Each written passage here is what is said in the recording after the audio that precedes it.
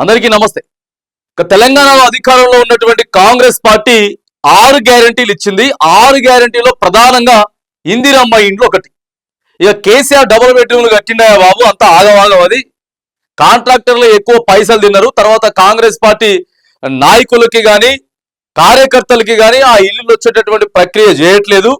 మేము ఇందిరమ్మ ఇండ్లు తీసుకురాబోతా ఉన్నాం.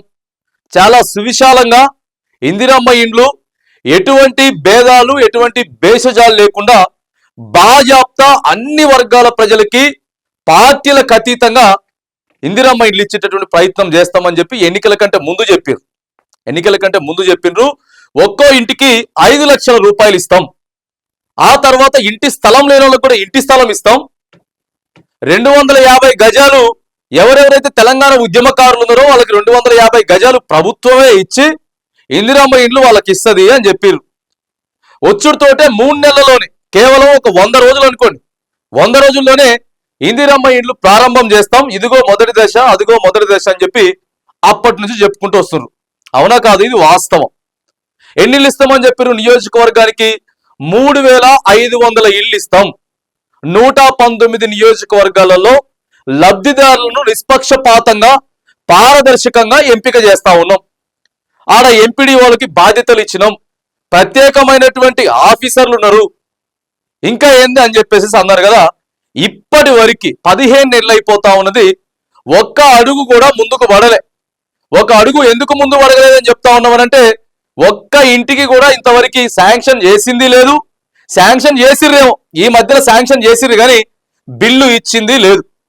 శాంక్షన్ చేసి ఆ ఇల్లు కొద్దిగా పునాదులు అయిపోయి బేస్మెంట్ దాకొచ్చి ఆ ఖాతాదారుడి అకౌంట్లో ఓ లక్ష రూపాయలు పడితే నియోజకవర్గానికి అది కూడా 3500 ఇండ్లు ఇస్తే ఇగో బాజాప్తా మొదలు పెట్టిందని చెప్పుకోవచ్చు.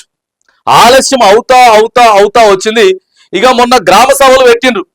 లబ్ధిదారులను ఎంపిక చేసినాం. ఎవరెవరికైతే రాలేదో వచ్చిన వాళ్ళ పేర్లు కూడా వినిపిస్తామని చెప్పి కథ చేసిండ్రు. మొత్తం టెంట్లు వేసిండ్రు. పోలీస్ అధికారులను పెట్టుకొని ఎమ్మెల్యే పోలేదాడికి, ఎమ్మెల్యే పోతే ఓ మండలంలోనో నియోజకవర్గాల్లోనో 4-5 ప్రాంతాలకు తిరిగింది తప్ప అన్ని సభలకు తిరగలే. సో ఇక అక్కడ ఇందిరమ్మ ఇండ్లు పేర్లు వచ్చినాయని చెప్పి కొంతమంది ప్రకటించేటటువంటి ప్రయత్నం చేసిర్రు.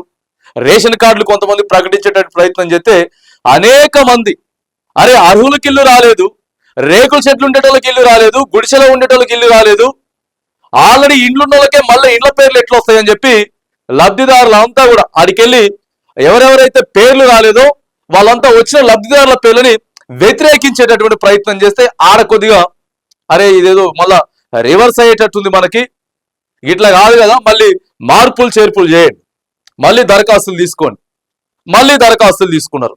సో ఇట్లా 15 నెలల నుంచి టైం పాస్ చేసుకుంటూ వస్తున్నటువంటి క్రమంలో మొన్న ఒక అడుగు ముందుకేసింది.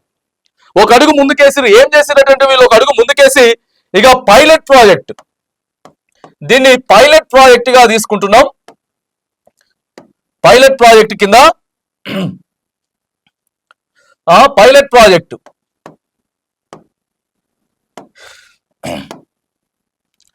మండలానికి ఒక గ్రామం పైలట్ ప్రాజెక్ట్ అని చెప్పేసి చెప్పిండ్రు. మండలానికి ఒక గ్రామం ప్రాజెక్ట్ పైలట్ ప్రాజెక్ట్ కింద తీసుకుంటున్నాం అని చెప్పేసి అన్నారు. ఎమ్మెల్యేలు ఈ మధ్యనే ఆ పైలట్ గ్రామానికి పోయిర్రు. ముగ్గులు పోసి ఆడ కొద్దిగా హడావుడి చేసేటటువంటి కార్యక్రమం చేస్తే ఇప్పుడు సెంట్రల్ గవర్నమెంట్, కేంద్ర ప్రభుత్వం కూడా ఏం చెప్తా ఉందనంటే, మీరు స్వతహాగా రాష్ట్ర ప్రభుత్వం ఏవేవైతే మీరు ఇండ్లు ఇస్తా ఉన్నారో రాష్ట్ర ప్రభుత్వం తరఫున రైట్, మేము కూడా దానికి ఎంతో కొంత జమ చేస్తాం. మేము కూడా ఇప్పుడు ఎంత ఇస్తున్నారు? 5 లక్షలు అని చెప్పిర్రు. మన ప్రభుత్వం 5 లక్షలు అని చెప్పింది కదా, దానికి ఒక 2 లక్షలు మేము ఇస్తాం. అంటే దీంట్లో ప్రభుత్వం 3 అయినా సరే, 3+2 అయినా చేసుకోవచ్చు. లేకపోతే ఇక మన ప్రభుత్వం దగ్గర కొద్దిగా ఎక్కువ పైసలు ఉంటే ప్రభుత్వం 5 ఇచ్చి +2 అయినా చేసుకోవచ్చు. సో ఇక అది రాష్ట్ర ప్రభుత్వానికి కేంద్ర ప్రభుత్వానికి ఉన్నటువంటి సత్సంబంధాలను బట్టి ఈ 2 లక్షలు ఇవ్వాలి అని అంటే మాత్రానికి ఇప్పుడు కేంద్ర ప్రభుత్వం ఒక యాప్ తీసుకొస్తా ఉందట. ఆ యాప్ లో ఖచ్చితంగా ఎంటర్ చేయాలి, డీటెయిల్స్ అన్ని ఎంటర్ చేయాలి.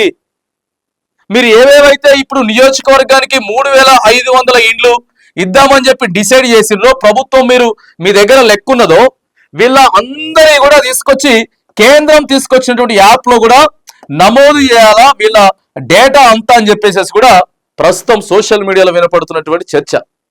దీని ద్వారాగా మరికొంత ఆలస్యం కాబోతా ఉన్నాయి. ఇందిరమ్మ ఇండ్లు మరికొంత ఆలస్యం జాప్యం జరగబోతా ఉంది. ఎందుకంటే రాష్ట్ర ప్రభుత్వం ఇప్పుడు కొంత ఆలోచన చేయాలి.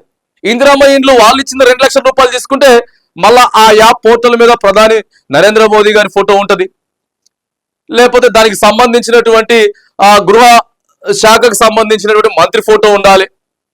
అవసరం అయితే ఇంటి దగ్గర ఇప్పుడు 3 రంగులు వేసుకుంటాం కదా, ఇందిరమ్మ ఇండ్లు ఏడాడో ఉన్నది కదా మనం పెట్టిన పోస్టర్, ఇదిగో ఈ గుర్తుందిగా, ఈ గుర్తులు అవసరమైతే ఇందిరమ్మ ఫోటోతో పాటు ఈడ ఏతో నరేంద్ర మోదీ గారి ఫోటో కూడా వేయాలి. అదొక ఆలోచన ఉన్నది. ఆ తర్వాత మరి ఇప్పుడు పైసలు లేవు, ఎక్కువ రాష్ట్ర ప్రభుత్వం దగ్గర పైసలు లేవు, ఆడికెళ్ళి ఎంతో కొంత కేంద్రం నుంచి వచ్చినాయి అనుకో, కొంత సపోర్ట్ అవుతాయి. సో ఈ 2 ఆలోచనలో ప్రభుత్వం ప్రస్తుతం అయితే ఉన్నది. యాక్సెప్ట్ చేద్దామా కేంద్ర ప్రభుత్వంది, లేకపోతే భాజపా మనం ఇచ్చేటటువంటి ప్రయత్నం చేద్దామా? ఇస్తే మాత్రానికి వాళ్ళ యాప్లో మొత్తం డీటెయిల్స్ అన్ని పెట్టాలి. ఇప్పటికే లేట్ అయిపోయింది. వాస్తవంగా ఇందిరమ్మ ఇండ్లు ఎప్పుడో ఇస్తామని చెప్పిర్రు.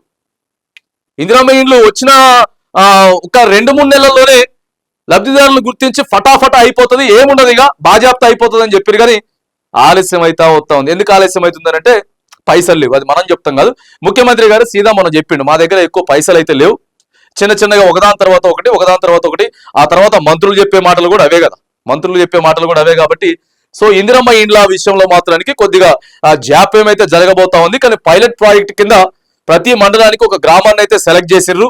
ఆ తర్వాత వేరే గ్రామాలలో కూడా లిస్ట్ కూడా సిద్ధం చేసి పెట్టుకున్నారు. జూన్ లో ఏం చేసిర్రు తెలుసా? జూన్ 2వ తారీఖు తెలంగాణ ఆవిర్భావ దినోత్సవం చాలా ఘనంగా జరుపుకున్నాం కదా రాష్ట్రం మొత్తం. హైదరాబాద్ లో ఉన్నటువంటి పెద్ద హోర్డింగ్లు, బోర్డింగ్లు, ఆ తర్వాత మెట్రోకి సంబంధించినటువంటి ఆ పిల్లర్ల దగ్గర, మెట్రో లైన్ల మీద ఇంకేంది మేము నియోజకవర్గానికి 3500 ఇండ్లు ఇచ్చేసినాం అని చెప్పి రాసుకున్నారండి బాబు. జూన్లోనే రాసుకున్నారు 3500 ఇల్లు ఏడొచ్చినాయి, ఎక్కడొచ్చినాయి అని చెప్పి అప్పుడు కొంత చర్చ నడిచింది. సో ఇప్పుడు కొద్దిగా ముందుకైతే అడుగులు వేసిరు. కానీ మరి ఎట్లా బిల్లులు ఇచ్చే లోపే, మొదటి బిల్లు ఇచ్చే లోపే కేంద్ర ప్రభుత్వం దగ్గర నుంచి సహకారం తీసుకుందామా, లేకపోతే మనమే సొంతగా పోవాలా అనేటటువంటి చర్చలు అయితే ప్రస్తుతం ప్రభుత్వంలో అయితే జరుగుతున్నట్టు తెలుస్తా ఉంది. దీనివల్ల కొంత డిలే అయ్యేటటువంటి అవకాశం. లబ్ధిదారులు పేర్లు అయితే మార్పులు చేర్పులు ఏముండవు, అలాగే పైలట్ ప్రాజెక్ట్ ఉంటుంది. ఆ తర్వాత ఎంతమంది అయితే సెలెక్ట్ చేసిర్రో నియోజకవర్గానికి 3500 మొదటి దశ పేర్లు ఉంటాయి. కాకపోతే ఎట్లా ముందుకు తీసుకోవాలి, కేంద్ర ప్రభుత్వం దగ్గర నుంచి సహకారం తీసుకోవాలా, లేకపోతే మనమే ముందుకు పోవాలా అనేటటువంటి ఆలోచనలో మాత్రానికి ప్రస్తుతం తెలంగాణ రాష్ట్ర ప్రభుత్వం ఉంది అనేది మాత్రానికి కొంత సోషల్ మీడియాలో వినపడతా ఉంది. మరి చూడాలా దీనికి సంబంధించి మరి ముఖ్యమంత్రి రేవంత్ రెడ్డి గారు ఎట్లా నిర్ణయం తీసుకోబోతా ఉన్నది మాత్రానికి అతి త్వరలోనే మనకి తెలియబోతుంది.